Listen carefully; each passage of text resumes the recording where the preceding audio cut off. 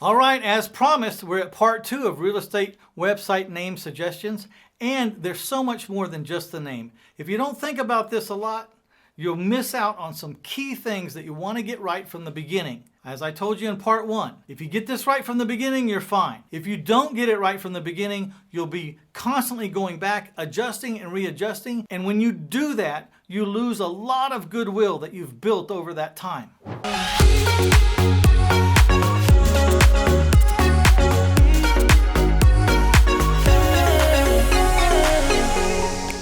Another thing you should contemplate before you pick a name is, where all are you going to use this name? Some people take their name, and that's the name of my company, it's the name of everything, and it's the name of my website. I make my URL the name of my company, which is kind of neat because like back when there was Yellow Pages, they said, well, we need the name of your company. I said, the name of my company is cashforhouses.net. They'd say, well, no, we don't want your website. We want the name of your company. I'd say, the name of my company is cashforhouses.net. So if you gave the name of your company and it was printed anywhere, they also got your website, your phone number, more information about you. They got everything that they needed, and it was my name. And that was strategically why I did it, was really for Yellow Pages a long time ago. But it makes sense.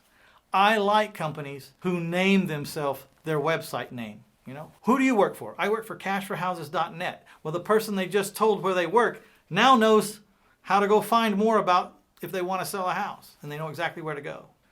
So the obvious places that the name of your company would be is your letterhead, your business cards, but you don't think about sometimes email. If you make your company name your URL, you can make your email for your business include your business name, and it starts to get all inclusive. Mitch at cash4houses.net. This is one thing I've never understood. Why do people have Gmail addresses? Don't you think Google has enough advertising already? Why are you advertising for Google? Don't you think that you should be advertising for yourself? Pay the $8 a month or whatever it is and make and personalize your own email. Think about how many emails you sent in a year. Hundreds? Thousands? Some people, some of y'all, hundreds of thousands maybe? You know, how about every time I send an email, even to the postman or anybody, anything I've got to remit, and then they say, well, that's from Mitch at cash4houses.net. It poses the question, do you have a house for sale? Because this guy pays cash. Hey, has anybody got a house for sale for cash? Because well, I'm looking at this guy's email address and he says he buys houses for cash. You know, if it's Mitch at gmail.com, I haven't told him doodly squat, and I'm advertising for a conglomerate. So let's become a pro. And let's make all these advertising efforts count for you. Get a name, make it the name of your company. This is my own personal humble opinion. And then make all the email addresses for you and all your employees and everything, their name at, and then your business name. Make sure your business name says what you do. Now, I did tell you I have the worst names in the world. I have cash4houses.net, and I'm using the number 4. You know how often I get tired of saying, use the number 4, not F-O-R or not F-O-U-R. Sometimes I even seen that dumb mistake. You know, so if you're going to use a number in your name, then you need to get the letters for that name too. I should have cash, the number 4 houses, and I should have had cash F-O-R houses because, you know, I just should. Because people are going to make that mistake. So what are some of the common mistakes? The most common is people use names that don't say anything. It's real important to them, but it doesn't say anything to the general public about who they are or what they do.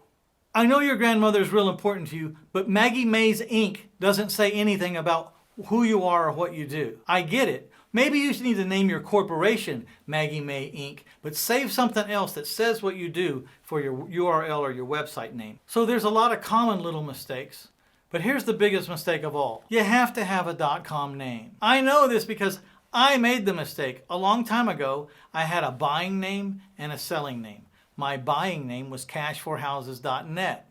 Thank God that the guy that owns cashforhouses.com doesn't live in my town, because I must have sent him 1,000 customers. Because like it or not, people always put .com at the end of a URL. It doesn't matter if you're .org, I don't know, anything, .net. People are going to remember Cash for Houses and they're going to put .com and they're going to be driven. Luckily, the guy that has the .com name lives in Missouri somewhere. So I wasn't losing any of my prospects to him. And then I made the mistake again when I had my selling site. My selling site is homes2go.net. If that was the only thing on a billboard, what is it do I do? Do I move homes? Do I move mobile homes? Am I a furniture store? What am I? It certainly doesn't suggest that I sell houses. I sell houses mostly with seller financing. My name should have been sellerfinancedhomes.com. That's what it should have been. San Antonio sellerfinancedhomes.com. It should have said seller financing homes.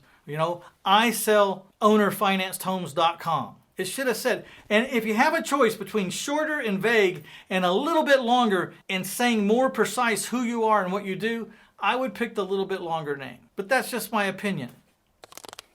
So to recap, make sure your name says who you are and what you do, and make sure it's a .com name. That's the two biggest takeaways from this episode. All right, I want to thank you for watching Part 1 and Part 2 of Real Estate Website Name Suggestions. I hope it was helpful. I hope you hit the like button. I hope you share this, and I hope you subscribed.